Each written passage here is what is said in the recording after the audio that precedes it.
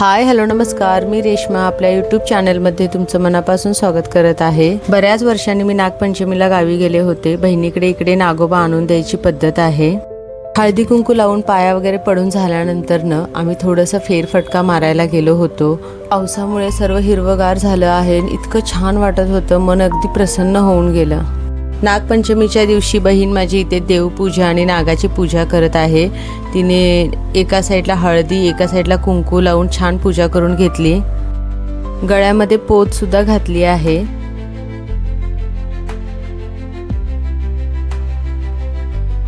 बहिणीची देवपूजा चालली होती तोपर्यंत इथे म्हटलं कानावले करून घेऊया।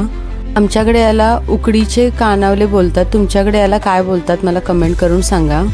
काही ठिकाणी गव्हाच्या पिठामध्ये डाळीचं सारण घालून उकडीचे कानावले बनवले जातात। आमच्याकडे अशा दोन्ही पद्धतीने कानावले बनवले जातात। आज नागपंचमी तर होतीच, त्यासोबत श्रावणातला पहिला सोमवार सुद्धा होता। श्रावणातला सोमवार होता तर त्या दिवशी आम्ही ज्योतिबाला जाणार होतो, म्हणून पटापट सर्व काही आटपून घ्यायचा प्रयत्न चालला होता। एकदम मऊ लुसलुशीत कानावले झाले होते करून। ज्योतिबाचा सुद्धा व्लॉग लवकरच मी अपलोड करणार आहे।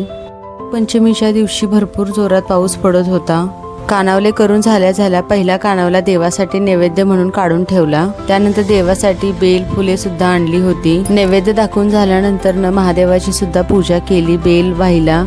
आजसाठी इतकंच। व्हिडिओ आवडला असेल तर लाईक अँड सबस्क्राईब नक्की करा। बाय।